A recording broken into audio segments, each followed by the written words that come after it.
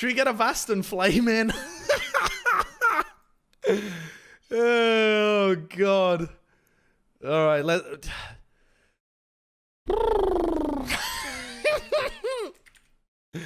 All right, well, here we go. Hello, Avast. Yeah, you know me, I'm also here. My turn to give opinions. It's my turn today. Okay? Now, I really, honestly, I'm actually just here to say I really liked what you and Bryn were doing earlier, where we had the Bryn react to Chipsa, you react to Bryn, and then I reacted to you reacting to Bryn, reacting to Chipsa. So personally, I thought that was the best content I've seen in a long time myself. So honestly, that's really it. That's all. That's my only opinion. Flame, what the hell have we experienced today? I think Jayne's head's like, I think he's like fighting the right battle. I just think he's taking like the worst approach. It really does seem like it, right? Like, I feel like where he wants to go is really good. I feel like how. But where does he want to go, like Flame? bizarre. That's the other thing. I could never figure it out. He wants to get to a point where tier 2 like makes sense and is sustainable, and can like make money for players that aren't jumping off bridges to make nothing and die. But to be fair, collegiate is actually a good. I'm actually a big proponent of collegiate in North America, at least, being a solid vehicle for that. The biggest problem with collegiate is just not all schools have programs. The schools that do have programs, it's not uniform in terms of how they're set up or how you integrate into a thing. And then number 3, though it's probably the least worrisome, is that the NCAA, if they ever decided like let's make money from esports, then it doesn't. Then you literally don't get to make any money in college. Yeah, and also, I mean, you've just gone backwards at that point. Yeah, so sure, you get the support structure, but then it's just like, well, fuck you, you don't get to earn anything from your fruit. But here's the other thing as well. How can you... I don't understand how collegiate will ever work in esports unless you remove every other team. Because people can just make their own teams and be better than the collegiate teams. What the collegiate teams would have to offer would be astronomical in order to make it worthwhile for players to play with the collegiate teams. Because otherwise, you could just get there faster by playing with other players outside of it. Because the player base outside of that college is going to be so much larger than the player base in a college. Like, you are almost destined to have poopy teams if you have collegiate teams. Because you're competing with the world. Like, the world can make another team against you. But you can only play with the people that you've actually got in your college. It works for football because you can't connect with everybody else in the world. But online, you can just connect with anyone.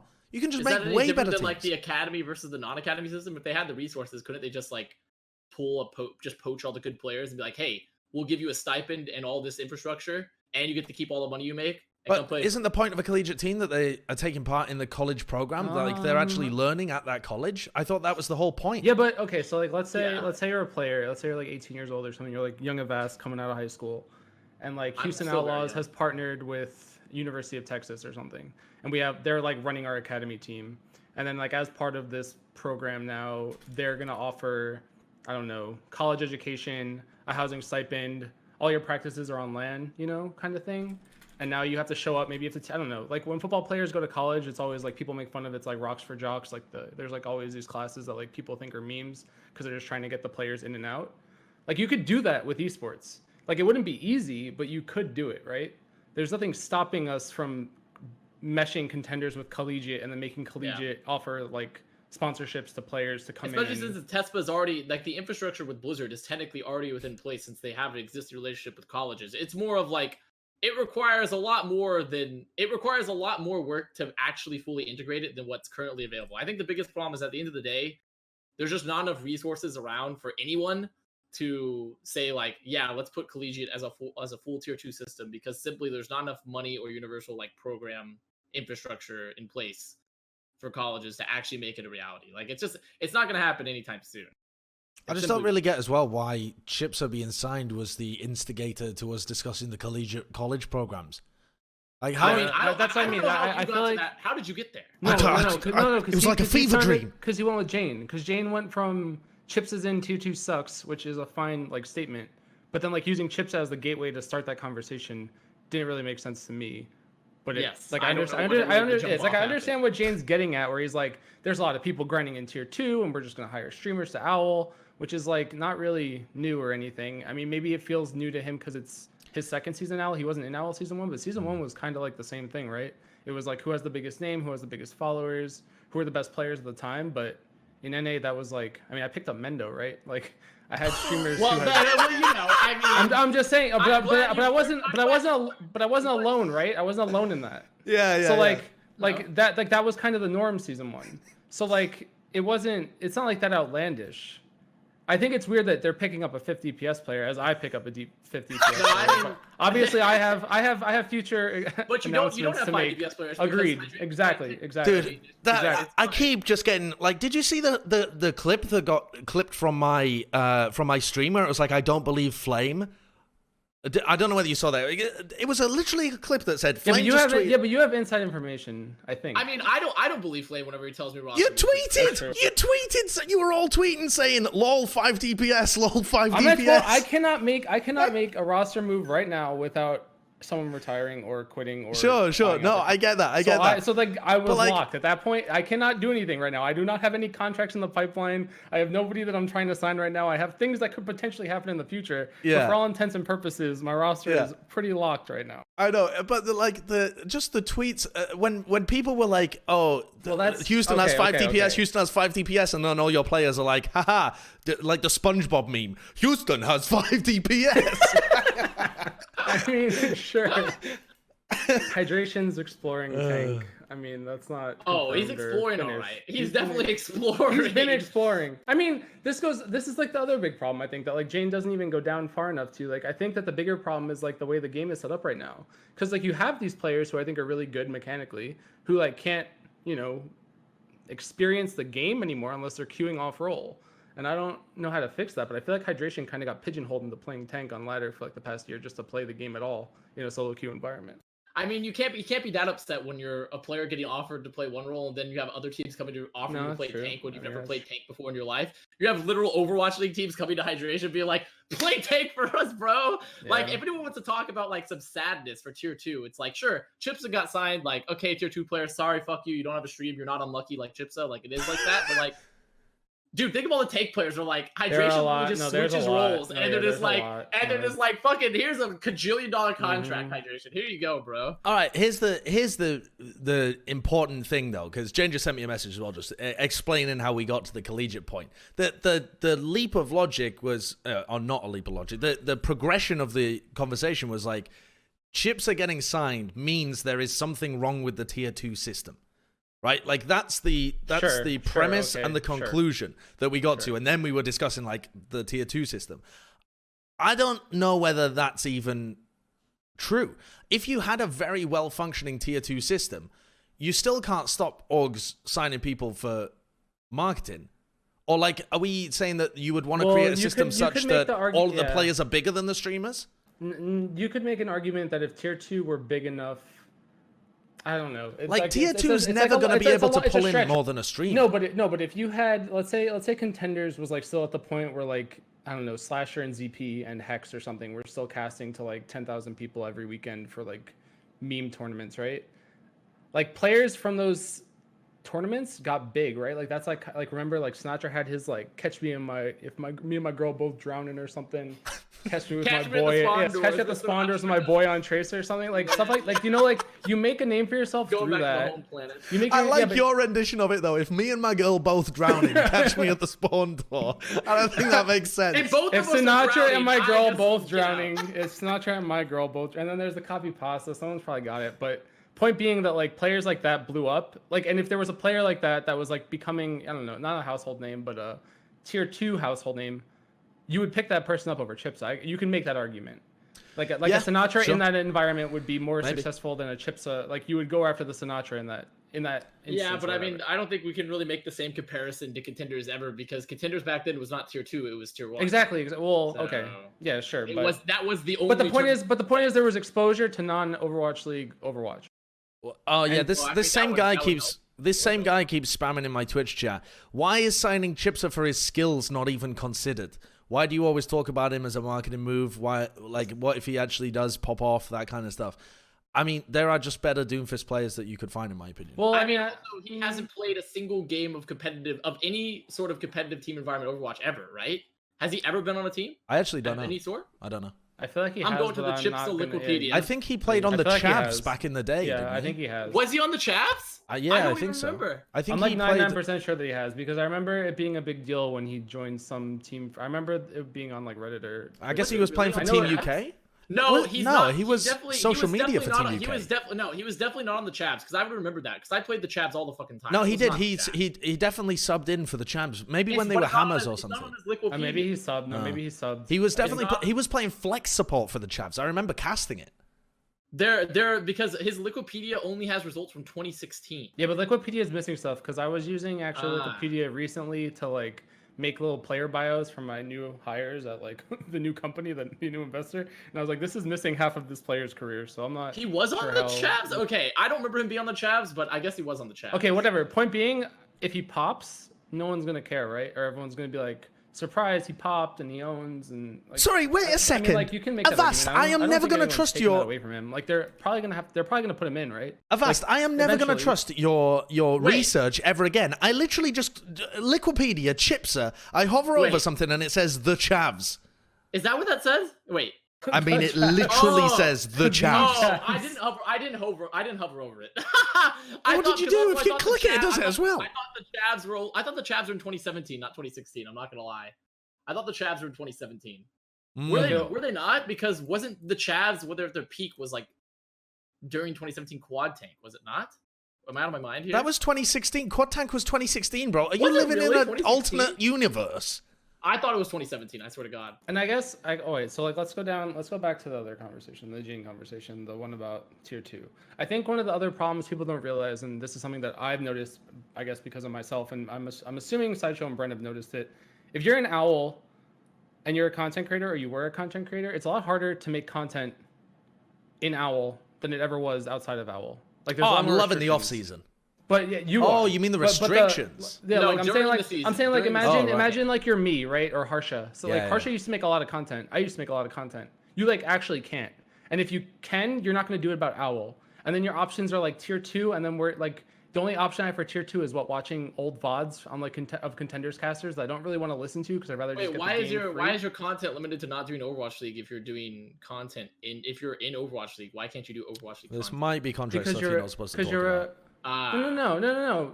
I'm just talking about like myself. Like I wouldn't do analysis of like fuel versus fusion, right? 'Cause Oh, that would I just be see. dumb. Right. And Yeah, I wouldn't yeah. be doing content of like, and Harsha wouldn't be analyzing, Shock versus Vancouver. Like that would never happen. So Yeah. like you're limited already to like you don't really want to be pumping out owl analysis or educational content or stuff like that if you're on an owl team.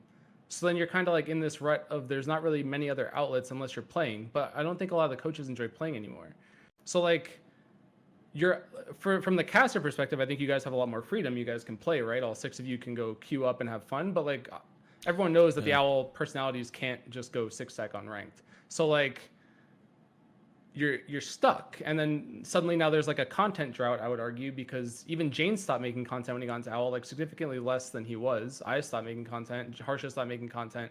I'm sure that if you look at the Chinese and Korean scenes, they probably have other people. I know YBT probably stopped making less content when he got into casting and working with teams, but it's like But you need eyes on tier 2, and the only way to do that is with the game and like allowing like taking away restrictions on casting that, and then like that grows the scene, that like gets people watching, that gets more content out there. But like right now, what am I supposed to analyze? Like what is Harsha supposed to analyze? What kind of videos could Jayne be making? Like would the answer is, you like, I don't would know, you not- advise contenders players to stream their games? Do you think If that is a I good don't- I- move I don't- as a I- GM? That sounds, I mean, That sounds risky. yeah, well, especially since it it's a sounds Wild well, West. it's okay. It sounds risky for like Okay. multiple reasons. I think that the onus should be on Blizzard or on like the game developers to like bring in the ability to get like a Dota TV or like the CS:GO, whatever it's called. Oh, like the Spectator command client. center. Yeah, Mm-hmm. but more But for but like in contenders. game, yeah, and for contenders and for open division even like or even ranked. What's stopping ranked? I still think we're still the problem enormous here is that resources, like I think. you can't really stream your point of views in sort of this ecosystem because of the fact that like it's not the gameplay itself is Blizzard's product. It's not your product because that's the whole point of it is that they own the footage so they can sell it to people. But you can stream it. Like You the can't players stream a are video allowed to in the stream game. it. Yeah, Are you they can. now? Are yeah, they now? Yeah, they Yeah, are. I think they are with Start like 3 or happening? 5 minutes. Yeah, I it's don't know like whether 3 they or 5 know minutes. that they're allowed to. I don't know and if they know. I didn't even know. You wouldn't want Yeah. to. Your coach would tell you not to. That And would, also, Yeah. why do you want to? You'd have to like Yeah. turn off comms, and then you'd like.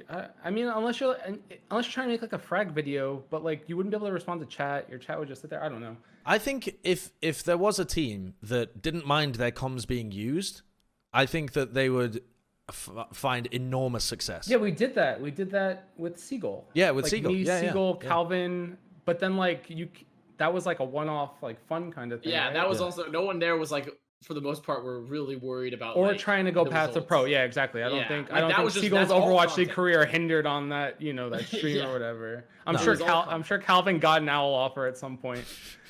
But back to the point where I don't think it mattered, but you can't do that again. And to that point, I think people would watch Seagull watch tier 2 Overwatch, but that's just not an option.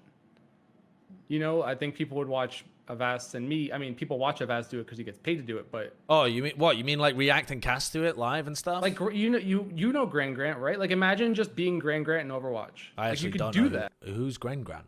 He's a streamer for EG, but he essentially would load up Dota lobbies and cast Dota on his own stream and like kind of meme on it, like. Oh, I see. Yeah. But then eventually he became a caster. Now he works at TI. Like he's sponsored by EG. But the point is like the guy literally made a name for himself doing what I guess like me and Jayne used to do because it was easier back then. But now that we don't have the ability to just like, hey, Alienware, can I join your lobby and spec? Like there's no outlet there. Yeah, there's definitely an outlet that could be found there. But then also you still run into the problem of like, once again, who are the personalities within like the reality is that like content is always going to be top heavy within Overwatch leagues. Like even if you're the most successful tier 2 streamer of all time, like what is your peak exactly like visibility and reach necessarily if you're not focused on Overwatch League content? Because the people that have all made it to Overwatch League through content and have gotten more name brand recognition are all people that focus on Overwatch League content. But all right, so tier like 2. let me devil's advocate for a second. Do you not think that if Surefour or Dante or Raucus or I don't know, start naming some bigger streamers and Almuma even, like if they just loaded up tier 2 one night and they watched tier 2 and they're like, yo, this guy's popping, like this guy's nuts. No, Who's it the would be Sparkle kid? PogChamp, but also But it would get like, but it would still get like more. It would probably get more eyes on contenders than you'll ever get right now. yeah. So like let's say you're like tripling viewership in tier 2 by doing this, maybe even quadrupling just by having. You could even have the OWL players, like you could pay them to do it theoretically, or you could have a thing where your contenders team is now being casted by Surefour every week or so. Like you could do stuff like that you can't do right now. But how would you ever be able to do that with an Overwatch League player's schedule? I mean, you're assuming every single Overwatch League player is always busy, that there's not staff that are, there's ways to do it. I'm not, people are done with scrims. Like we're scrimming right now. People are streaming after scrims. I mean, you can argue that it's different during the season and maybe it is, but at least the option would be nice. Like I wouldn't mind doing it. I don't think the casters would mind doing it. Like, like even the Overwatch League casters would benefit from it theoretically. Like Uber could pull up a stream. Sideshow could pull up a stream on like a Tuesday night if he's doing literally nothing in his apartment. But that's the thing. It does worse. Like I've done that before. Like it does literally worse than my worse. Like, normal content. It always does worse. If you do tier 2, the reality is less, and it's not about the ardent Overwatch But that's because supporters, it's everyone else. This is like a hypothetical like situation, right? Because you can't do that right now. You can't control the camera. You can't join the game. You can't hone in on this one player. Watching tier 2 VODs is obviously boring. Nobody wants to watch tier 2 VODs through like someone else's camera control with like casters talking over it. That is like arguably awful. What is so Harblu is in the chat and he said, I've tried it, I've tested it, something. I don't know what Harb's actually referring to. What is he probably trying to bring eyes onto tier 2 and doing like a casted VOD or like a live cast. Oh no, he's saying he streamed in contenders. Streaming in contenders, there we go. What were your viewership like figures though, Harb? I don't know. Well, I don't really know. He said that Let's see what he has to say. Yeah, he said it didn't double it. I mean, but no. I didn't mean double his viewers. Oh, okay. I understand what he's saying. I just meant more that you could grow the reach of tier 2 eyes by just getting OWL players and personalities into tier 2, like being able to watch it. Or you would grow people's streams organically, similar to the way I guess like me or Jayne did at the beginning. Like there would be someone out there who was like this niche market that could now grow into on the side, isolated from the ecosystem itself. Because like if Avast and ZP are the only people I can cast, or then that's all you can watch. So Harb said that his stream, when he did it, his team didn't want to, but when he was able to do it, it essentially did not really affect overall Contenders viewership. It was just on his platform. Interesting. So, right, but that's one-off. Okay, but that's that's a one-off. That's a one-off thing. But that's still a win. Like if Harb is playing Contenders and getting big viewership there, that's so what. But Harb is also a giant streamer to begin with. Yeah, but that's the thing. It's like backwards, right? What you would really want to test is some tier 2 person like. I don't know, like Numlocked. I was talking to him yesterday, so I'm just going to use him as an example. If Numlocked streamed his scrims, would he get an enormous boost compared to his normal viewership? Now, Numlocked is a player, not really a streamer. He does stream ever. I think, I feel like we're on different pages. I'm not arguing that like their numbers would go up as individuals. I'm saying that you would get more eyes on Contenders on the whole if you had people like Seagull, like Avast, like you, watching Contenders from inside Contenders, picking who you want to watch, making whatever meme commentary you want to make, hyping up players, picking out like, yo, this guy's nuts, and then maybe you have like a storyline for your stream that yo, let's watch this guy again. I don't know. That's a fair point. The thing is though, that's what I'm saying. I wouldn't do, even if the availability was there to do like to cast Contenders games for fun on my channel, I might try it, but generally speaking, the viewership just disappears because nobody knows the players. Like they don't really care if I'm memeing about them. And I understand where Flame's coming from, because Flame says if we do all these things, then the viewership should slowly increase because we're giving them a spotlight, and thus they're not unknown anymore. But there are people, right, Avast, that join your stream that watch the memes. They don't watch for the content, right? They're not there because they care about like who's the best player in Overwatch League. They care like they're just enjoying the. And like I think as someone whose stream blew up initially just from memeing on Overwatch, like, and making dumb content around whatever Contenders at the time, whatever the Contenders replacement was at the time, there was a market for these people who wanted to get better, who were looking for educational content. But to Jayne's point, and I guess to my point, I think a lot of the people who were making good educational content just kind of wound up in OWL or casting. There's not many people currently making Overwatch League or even just educational content in Overwatch in general. And stuff like that, I think you can make a wider problem too, though, Flame, because hasn't Monty complained for a very long time that any sort of educational content he's always made has always done worse? I mean, that might be a Monty specific problem. It could. I mean, it could be. I don't know. I think he's comparing it to League of Legends, and just the difference is astronomical. Like the Overwatch community doesn't really consume content in the same voracious way that the League content does, even with things that are of comparable size. The Overwatch community, generally speaking, outside of the people that are currently watching and like partake on competitive Overwatch and stuff, the amount of people that you can actually convert is much smaller. Like the viewer base is much more casual, I think, of Overwatch League than of the LCS, for example, even. ML7 does a lot of educational content for support, but the point is, ML7 is already a giant content creator. What content creator can you think of that got big doing that? I guess KarQ. Chat. Is KarQ one? It wasn't KarQ. Is he as big on the same level as like ML7 or things like that? Jayne, Jayne also, but also wasn't a lot of Jayne. That is true. Jayne did do a lot of content before. Yeah, but Jayne's focus was on like education. Stylosa kinda. I mean, Stylosa blew up for a little while. But Stylosa took a job in OWL though. Back to the point of now he's not making as much content. Yeah, right. But that to me is just a sign of a good system. Like the people make the content and then they get a job at the end of it. Like that seems to be like a functioning path. If you think about that as like the content path to pro, you've succeeded. I agree with that. But I think that the player base. I mean, we could argue that the player base needs to be bigger. I think that's like a completely fair assessment. But you're not going to get people. How do I put this? Let's say me and Avast are like the top content creators for Tier 2 Overwatch, and we're not affiliated with OWL, we're not affiliated with Blizzard, we're not affiliated with Contenders. We're just two dudes that stream every week, and we just dick around, and that's it. I think if every week we were watching Tier 2, and some guy comes out, like some random guy, like let's say it's Calvin. Calvin like comes in as like this no-name player. We're like, yo, this Tracer's pretty good. And then by the end of the season, people are like following this storyline because me and Avast have like 5K 10K viewers every now and then, and at the end of the season people are like, oh, I wonder who's good in Contenders. Now you have Reddit who's saying like, oh, this guy's really good. You have like coaches maybe coming in and watching your POV of their POV because they're interested. You have like I don't know how much talent scouts exist in OWL for each team, but you would have that.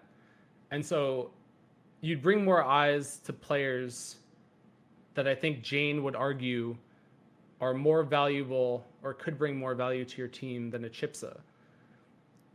Like, that's, I think, the end game. The end game is like you want to bring eyes so that people are like aware.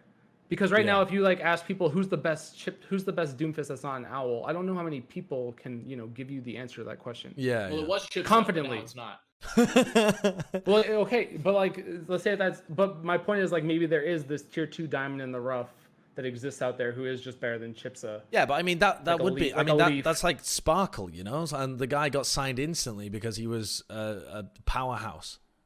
Like, he was the best Doomfist outside of OWL in this offseason, and he got signed instantly and was a crazy high pick. Not because he's the best Doomfist, but because he's the best all-round DPS player that was outside of OWL. Yeah. But you still have to but that's always going to make that content, right? That's what it sounds like, Flame. It's like I agree with Flame's premise. Content creators creating for tier 2 would help everybody, but the reality is how many content creators want to go out of their way? How many content creators want to go out of their way to create for tier 2? And the answer is not a lot when you have to deal with the initial dip. But I don't know. Okay, but I don't know how much of that dip is like caused by the fact that there's no accessible way to make that content. I can't just load up my Overwatch client and watch a tier 2 game of Overwatch. That is already a massive hurdle that I would have to overcome just to start pumping out any type of usable. But it's content that someone like me would enjoy making, right? Or like someone like Harsha or Sideshow maybe, or whoever, Bren, would enjoy making. And so what do you like? That hurdle, I think, is a big enough hurdle too. Like, let's say you're just a random Overwatch player. Let's say you're loading up for the first time or like the third time, and you're like, I want to get to Masters. I wonder what this player's doing. You can go join the Twitch streams, which is just full of memes and bullshit, and people probably off-rolling because they can't get games. Or let's say you could just go into the game and spectate a GM pub game of Overwatch and be like, oh, this is the highest rated game I can watch right now, and this guy's playing the hero I want to learn. Like, suddenly now I have this player who came in with nothing, wants to learn, is learning just by opening the game, and then maybe now he's coming to this content. But he doesn't. That doesn't exist, like that. That I think is the biggest problem. I just think if people want to watch Overwatch and want to watch competitive Overwatch, they'll watch the Overwatch League.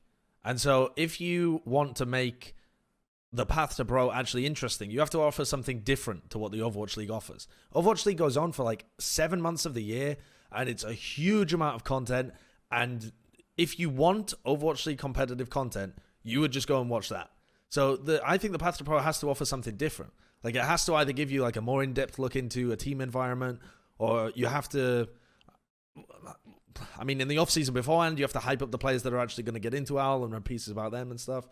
Yeah, I would argue it has that to the offer off-season something would be different. the perfect time for it. It would be the perfect time to make that content during the off-season, but because Contenders is not running during the off-season, there's really no time to ever slot in that content outside of Overwatch League content, because Overwatch League content will always land better. You're missing the point, I think, of, I'm not shit talking Elk, but like, let's say you're an Elk or someone who didn't get signed.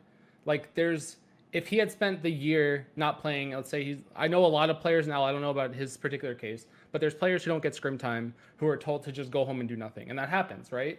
True. Let's say that player goes home and does nothing, and instead of going home and doing nothing, they load up their stream and now they're casting tier 2 Overwatch, and they're, or they're putting analysis on tier 2 Overwatch, and a player's coming in and saying like, oh, I didn't know that this player was that good, or let me hear your take on the team environment that we can't get from OWL. Because Overwatch League content's great, but it's missing a lot, right? There's a lot of things you guys can't talk about. There's a lot of things that the teams don't want you to talk about. There's like a lot of things that legally you're not allowed to say. So like, there is a desire for more knowledge that I think someone streaming would be able to pump out, but you can't get those takes without an outlet. And I think tier 2 is the outlet, but tier 2 is not an outlet if you can't get to it. It's like across this giant ocean of bullshit that you have to go through to get to the VODs, to find the POVs, to like do all this stuff that you would want to do, but you can't. Like, Elk could talk about things an OWL caster or commentator couldn't, right? Or like your Jakes. If Jake could cast tier 2 in his spare time, I'm sure he would. So like, I'm not saying everyone needs to go that route, or that route is like some saving grace. But I think that the more you get people options to at least like, experience it in some capacity. Some people just don't like the Contenders casters. some people think the camera work's trash, and maybe that's fine. There is no camera work, but okay. Then maybe. Oh, are you referring to our cams or are you referring to obs cams? Obs are obs. Oh well, I don't know the obs guys. I know the obs guys, so I'm not gonna shit talk them. I like them, but I thought you were talking about our own face cams because our face cams are sort of us. Oh, no, that's fine. I'm talking more just like the obs. Like if you don't like the obs, maybe you think Korean Contenders has better cam work than any Contenders, which was a very like prominent complaint for a while, like a year or two ago. Maybe you just want to be able to spectate, your Mickeys and your Seagulls permanently, and you like can't do that right now. I think honestly the non-spectator client is like the biggest problem that Overwatch has from like a systemic content creation / like tier 2 sustainability perspective, because I do think that a lot of people are just not getting scouted because there's no eyes, there's no eyes because you can't possibly get eyes on them. Everything's just like hidden behind this wall of I don't disagree. I don't say at the end of the day, right, there's always more tools available, but I think the point where Josh and I are coming from is that you can give me a million tools for tier 2 as much as you want, but you know what? I get way more many viewers when I just play Overwatch or sit here and do the fucking meme show where we talk to Jayne, where he like goes on like a you're not my target audience, I guess. I agree with everything you're saying, but you're not the target audience or the target demographic that I think would abuse the content ability. Here's the thing as well about the whole tier 2 discussion. I think people are getting mixed up in my chat too. I don't think the problem is that the wrong players are getting scouted. I think we're getting the weird thing about tier 2 is that I don't see an issue with like nepotism or an all boys club or stuff like that about the wrong people getting into OWL. I feel like on the whole, normally the right people do end up getting through the path to pro and into OWL, but they have a rough time doing it. They don't earn very much money and they find it difficult to be able to muddle their way through, and it's not a particularly pleasant experience, and they lack the security to be able to fall back on, and they're probably not taking their education as seriously as well. Like, these are the issues with the tier 2 scene as I see them, not that the wrong people are coming through it. Like, I think the path to pro at the moment spits out that, as far as I can tell, pretty good people, but they don't have the best kind of route through there. Like, if you're in Contenders and stuff, you just struggle to make a living because the viewership isn't there. Yeah, I mean, but to that point too, I guess, like to expand on that, the statement that it pumps out good people is true, but there's like a statement to be made that people kind of there might be like some really good players that just never get to shine, either because their team is bad, or they just don't get camera time. But is that really a problem with tier 2, or with, let's be real, the fact that a lot of priority is I don't think it's a problem with tier 2. I don't think it's a problem with tier 2. I think it's just a problem. I'm not like blaming tier 2 for this problem, but I think that you solve that problem by allowing the meme creators to go in and do it themselves, or just like any random viewer or even coach. Like, there are definitely OWL coaches who are interested in the offseason, before the offseason, who's good, who can I watch? Oh, I'll load up Overwatch and I'll go watch this tier 2 match from last month or something in client, and I'll spectate this player. Oh, this kid owns, I'll sign him. Like, you might find randoms that got overlooked or, weren't seen. And like, that happens right now, but you got to like fly out to Gauntlet and you got to go sit behind this player for a day, do some interviews. It's like, why? Just let me open the freaking game. Do you follow any sports leagues apart from the top level? Like, I know that collegiate basketball is fairly big, and like collegiate football people enjoy going and watching, but that's because it's like scrappy and messy, right? Like, it's more fun to watch. Yeah. Like, isn't that the main reason that they watch it? Big, like people are more inherently drawn to watch college because, especially if it's their own college, because they went there. Yeah, right. Sure. Like, it's their own thing. Yeah. It's a little bit like OWL, where they just get attached to the city. They get attached to the college. They're alumni from the same places.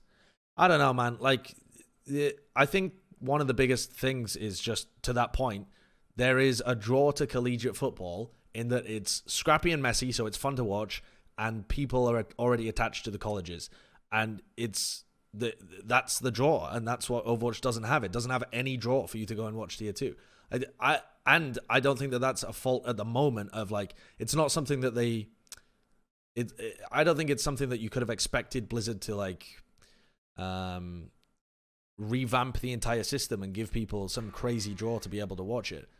But for a stupid example, if Contenders was no hero limit or something, you are offering them an incredibly different experience. It would not work for a variety of reasons, but you would have something crazy different that would incentivize people to watch because it's just so different from AL. It wouldn't function. So we just mystery hero it up. I mean, it wouldn't function, but if you had some kind of, like, say, for example, again, this wouldn't work, but if you had, like, a draft system in the Tier 2, which obviously you can't do because you need a players association, etc., etc., it would actually be worse to do a draft in Contenders than it would be in AL. I think it would take even more work. But if you did, I think that would be a draw. I think there just needs to be some kind of draw. Like, it just has to offer a different product. Well, that's kind of what... that's kind of, I guess, my... That's Flame's point. Flame's point is that that's like kind of to do that. Because, like, right? There are people out there that I think... I don't want to say you get, like... Once you're in the system of Overwatch League and Overwatch, you're, like... You kind of change your persona a little bit. Like, the way Avast acts on camera for Contenders is very different than Avast chilling watching other streams. Yeah. And so when you allow for that type of content to exist alongside a Tier 2 game of Overwatch... Yep. There's now a draw. Like, I can watch Avast meme on this stupid I actually totally agree with that. I think it would... I think it should be paid, and it should be perhaps even replacing the original professional cast of Contenders. Like, I think having a more casual approach to it, and also being able to, like, hook the comms in or something. Like, if you go into Contenders, you agree to have, like, certain portions of comms be able to be used and stuff like that, would just create, like, a really much more intimate look into these new players that are coming up. So you just got, like, a panel of people who are, you know, sat on a couch and discussing stuff, and then they're like, oh, let's jump into these comms. We actually don't know who the shot caller is for this team. Let's take a listen and kind of see what's going on behind the scenes. And that's all. And I think we can all agree that would all be good, right? It just comes back to the logistics of, like, how many people are there to fill those spots? If you remove essentially what the broadcast currently is for Tier 2, where are the people to replace to create the meme cast, you know? The network of memers that are then going to be creating content around Tier 2. How many of them are going to be doing that? Especially for 7 months out of the year as Overwatch League. Why would you be creating Tier 2 content instead of Overwatch League content, right? And that's the problem. To address something in the chat as well, the Philadelphia comments about the shady and lack of respect and stuff like that, I didn't want to even address with Jayne on stream because, first of all, I don't know what the grounds for that are at all, and me calling him out will only lead him to say that he can't defend it because of legal reasons, and that just either furthers the defamation or it's just a non-answer that wouldn't go anywhere anyway. So that was the reason that I didn't talk about it with him, is because it would have been utterly unproductive to do so. It's because he's classifying the Fusion House as an orphanage while Britt and Josh are living in it. So that's the shady part. It's a very big tax write-off for Tucker. I think I've asked, though, your argument or that statement that you made about who would be doing it. I mean, I think that there's Sideshow came to the conclusion before, right? The best way to get into OWL is to like there's the content creator path to pro. Like, there are definitely people out there who wish that they could be OWL coaches. I know, like, Dream streamed in his side, like, on the side during his cast, like, during his career. Like, he wasn't focused on OWL, you know? And there's a lot of people who aren't focused on OWL. Streaming is like networking on crack. Yeah. It's like you could go and talk to everybody, or you could just stream, and it's like shouting into a megaphone and being like, I am here, I make cool content, come and look at this, look at my name. And it's just like... But my point is there's a lot more people, I think, and there will always be more people who want jobs. So people, and like, I don't think you have to replace the Contenders cast, but allowing people to freely do it alongside. Like, if this guy is, you know, getting more viewers than the Contenders cast, is that really a problem? I mean, it looks bad, but it's not. That's like, it's still good at the end of the day. People are watching Contenders. Like, I don't think Contender stream can be monetized to any legitimate value that, like, Blizzard would miss if that were the case. Australia was sponsored by McDonald's. Yes, but how many viewers did Australia Contenders get? 5. You know, I think, because also that's the end of that's still the same problem, right? Dream may have done tons of content, but, like, I'm gonna be real, when I entered Twitter and on Reddit, and, like, you know, I pull up my, you know, I want to put my upvotes to the right, praise Geraldo when I get onto Reddit. I'm like, let's go see what's happening with my favorite circle jerk website. How many people were like, Dude, Dream, Pog, like I know Dream. But that's because his content is just a worse version of the Contender stream theoretically, because he can't put his own spin on anything because he's watching a pre-recorded VOD. It's very different. The medium is very different. There's a huge difference between me casting over Monty and Doa talking about my team and me watching a VOD from in-game, picking the POVs and talking about what I want to talk. The replay viewer was a fantastic addition to Overwatch League in terms of the content that you can create out of it. Yeah. And that doesn't exist for tier 2. But the thing is, it's like that does require a lot of resources. You know what I mean? Like the replay viewer, as far as I'm aware, only works on the LAN client, I believe. And being able to do that for the whole of contenders and like have it online, it's doable. It's not like other games haven't done it, you know. But I'm saying, like, I think that's like step one. I think that's like, I think that's a solid step one in the right direction of like, how do I fix the contender scene? It's interesting. That's a very fair point. I just want to say, guys, everyone's like, yo, Dream's been grinding. I'm like, I don't disagree. I don't know that much about Dream, but I know he's definitely been on the grind. But the reality is, Dream has 1,300 Twitter followers. Okay? So, like, at the end of the day, it doesn't matter how hard you grind. Grind does not necessarily give you anything. It's really the platform that you get, and also a bit of luck. Mm-hmm. So, like, grind is just one part of the component. I mean, I went from grinding to some guy just DMing me, hey, want to be the GM of an owl team? I mean, like, you get lucky sometimes. I don't know. The point is, like, at least the outlets were there, and at least there was, like, an option there. I mean, Blizzard tried pretty hard to not let me cast Overwatch for a while, but that's a different story.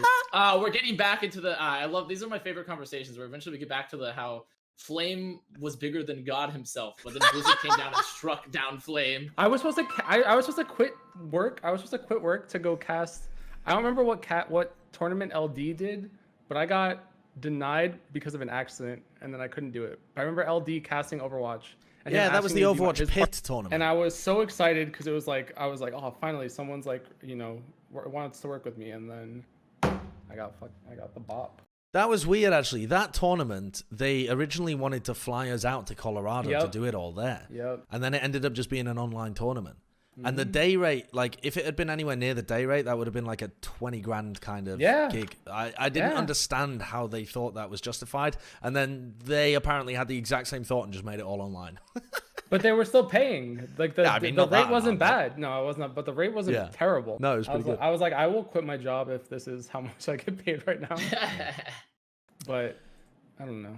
Well, you know, as they say in the business, unlucky. I'm so fucking unlucky. Is that your... That's fucking garbage, mate. That's your Newcastle accent. That's your Geordie. That's your thing? I don't know what I could do with it. I don't know. Like, wait. I want to address Left Guy. Left Guy is actually doing really well for himself right now. I think he works at Red Bull. He does a director at Red Bull Esports. He's owning. Wait, what? Yeah. Is he really? Yeah. Mm-hmm. Alex Gilfrost. I've had sushi with him a couple times because he lives in the Dallas area, and ZP and I have gone to eat with him. He actually works as like a manager position / director at Red Bull. He's like head of whatever esports shit we want to do at Red Bull. Yeah, he's actually popping the fuck off. Yep. Left Guy is a big, and also, I mean, he was doing well for himself before. He was part of Infinite and in Optic and making content, or helping make content, but then he moved to Red Bull. So, which you can blame him, because if you can get that sick Red Bull hat, like, holy fuck. That's true. And you get to drive that car with like the big Red Bull coming out of the back. Yeah, and then you get to do the derby races. Actually, I don't think you get to do that, but. And you get to show up to the bars in like skinny outfits and hand them out for free to. Skinny outfits? I think the word was skimpy. Skimpy outfits. Okay. Well, all I know is that he was going to ask me to judge a derby at some point, but I don't think that came through. So, Alex, if by any miracle you're watching this, I would still love to judge that Red Bull derby. Please, bro. All right, I'm gonna go and play some Overwatch now because I've just baited my stream the entire day with just people conversation. Getting in front of the non-existent juice train. This is the part where we tell them all that if they have a Amazon Prime subscription, that they can actually support Sideshow's life by clicking that button at the top. Don't fucking bother. I got 3,000 subs. He shaves his entire head and his eyebrows at the same time. He's actually just a naked mole rat after that. 3,000 subs and he's Sideshow a naked mole rat the mole rat along the ground. If I get 3,000 subs, guys, I'll do a naked mole rat with Sideshow. I will do a dual naked mole rat cosplay if I get 3,000 subs as well. Or we could do like a Ron and Rufus thing from Kim Possible. Like yeah, whatever that's you want. I think Avast trips up as Kim, and then Sideshow's. Why am I Kim? He has the far more feminine body. He's already getting rid of. I'm saving your eyebrows unless you want to get rid of. I have the far more feminine body. Yeah, I agree. I think so. Whoa. What do you mean you agree? You were the one that said it. I was saying it incredulously. I agree with myself. I'm not staying around for this body shaming. You guys have a great day. See ya. All right. Well, what a fucking day. What a day.